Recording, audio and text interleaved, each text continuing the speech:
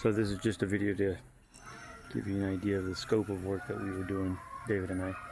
But essentially, so this is the, I don't know, this is like the fourth or fifth job. This isn't the first job he's been on with me. But this is the first double wide that we got to put together, just him and I, you know, which basically entails, so this would be the A side, this is the B side.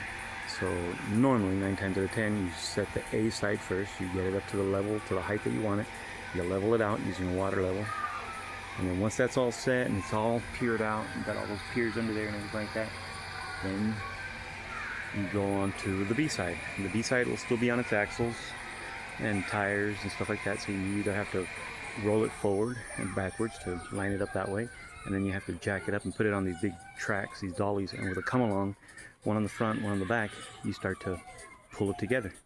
Bam, bam, bam, bam, bam, and you know, so that's what David and I did. You know, we set the A side, and then we did the B side, and then, you know, went through and peered it all out, and at one point though, the setback on this wasn't enough, so David and I very carefully had to bump it away from that fence like 4 inches, and I mean very carefully, because by that time we had already taken the tires off, so if it would have come off the jacks, it wouldn't have been a good thing. And he got to feel some of the excitement, you know, because the B side came off the jack at one point on his side, and luckily the tires are still on, so, but it's scary when it comes off that jack. You're like, whoa, what the fuck? But yeah, so the 27 by 29 double wide home, and yeah, David and I, you know, and then so we put it together, and then I had him inside putting in floor nails. So once the floor was level with the other side, he had to drive in these big old floor nails. They're like big old 20 or 30 penny nails or something like that. They're fucking huge. Let me see, they're bigger than those lag bolts. The lag bolts right there. Well, no, they're about the size of those lag bolts. About the size of those lag bolts, roughly. So, you know, lengthwise, diameter just a slightly bit thinner, but yeah, essentially he had to, like, you know, and you had to angle it just right to catch this side and then finally nail it into the other side. So that was having to do crisscross patterns, you know, bam, bam, bam, bam, bam, bam, you know, bam, bam, bam, bam, bam, bam, bam, you know, wherever it was level and stuff like that. And all the meanwhile taking care of, you know, paying attention to walls and making sure that walls were lined up and stuff like that. And then yeah, so it took us 2 days, and then yeah, anyways, but yeah, it was a good time. I was hoping to finish out this whole project with them, but you know, that didn't end up happening for reasons, you know, whatever. But yeah, no, it was, again, this isn't the first job that he'd been on with me. He's already been to Buttress, to Valley Center, to Dale, to Dorothy, and then this one, and then Bowling Green. So he's doing good. I mean, yeah. I can't wait till he actually finally enters the labor market, or the, you know, the workforce, because he's gonna hit the ground running. He doesn't even know it though. He's gonna be like, why is this so easy? You know, like, you know what I'm saying? Like, there's gonna be a bunch of people complaining around him, a bunch of babies, and he's just gonna be in there just getting it, like, not even knowing, like, yeah, you know. You know, anyways, it's like that movie Over the Top, where Sylvester Stallone's like, I got something in me, I just want to give to him. And that's pretty much what it was. I just want to give this to him, you know, this work ethic and stuff. So yeah, he did really good. I mean, honestly, and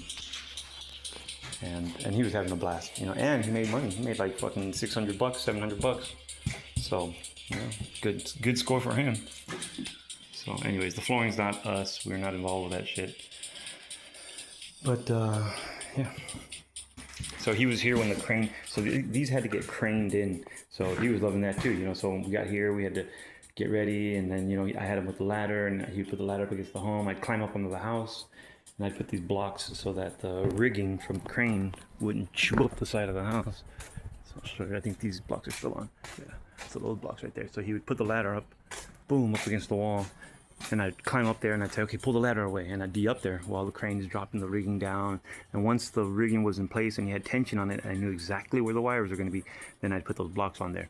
And then once I was done putting those blocks on there, okay, Dave, put the ladder back up. Boom, he'd put the ladder back up because there was traffic and shit like that. And so then, yeah, he'd put the ladder back up, I'd climb back down, all right, boom. And then wait for the next half, and then, you know, it would get craned in from the street over there, and it would get craned in, boom, and then they would, with a little tug, they would put it in place and stuff like that. So, you know, and yeah, you know, I had them peering out all these piers, you know, like I'd be up on the roof, okay, you know, I need you to put all these piers on. I need you to lock all the lock tops on. These are the lock tops right here, and these actually just, so when we peer it out, they're like this. They're like that. And so then once we get it peered out and like, okay, we're good, then we go around doing the lock tops, you know. And then I'd have them go check all the piers, and the way you check the piers to make sure that they're proper is you just take it and take a wrench or something like that, and you just bang it, and you'll know when it's not proper because the shit just goes boof, it moves. You're like, oh fuck, there's no tension on that. So all these piers are good. You know, start from one end, go to the other. All right, you do that. All of them all have their lock tops, and all of them have their lock nut underneath. There's a lock nut underneath, except for the ones that you couldn't get to because the screw jack is so far out, which later on I have to change that. But we did the fire sprinkler crossover together, you know, and so he knows how to glue up PVC and ABS and stuff like that. Yeah, you know, we'd be under this house, and it was dangerous, you know, but, you know, I prayed and relied on my skills and ingenuity and my instincts to keep him safe, even though, yes, it was a very dangerous situation, but, you know, no worse for the wear, thank God. So, thank you, Lord, amen.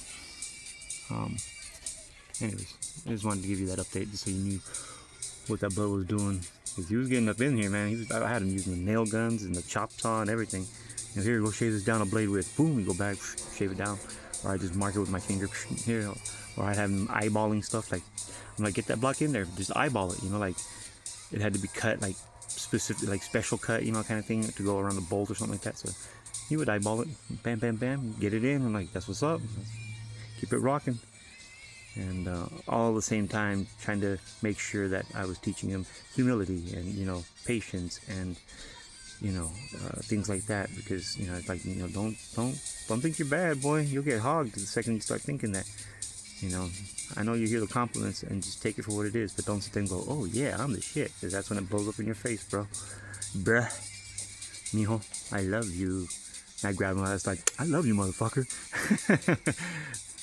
And I'd hug him, and so, yeah.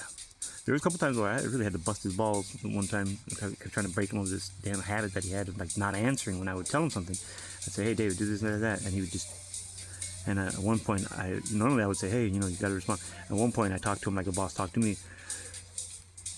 Hey, motherfucker, I'm fucking talking to you. You know what? I don't fucking need you here, man. And he fucking looked at me like, oh shit, his eyes are so big. I'm like, I'm just letting you know that that's how you're gonna get talked to sometimes in the real world. I'm not always gonna be your boss, so that's how I got talked to a couple times. So just wanted to pass that on. But he was like, and he got kind of serious after that. It was funny. And then, you know, eventually he came out of it. But yeah, he was like, what the fuck? Because me and Lindsay, we never yell at him. We never yell at him. Like, but, you know, I think it's necessary. I think he needs to know what it's like to yell at him. Anyway.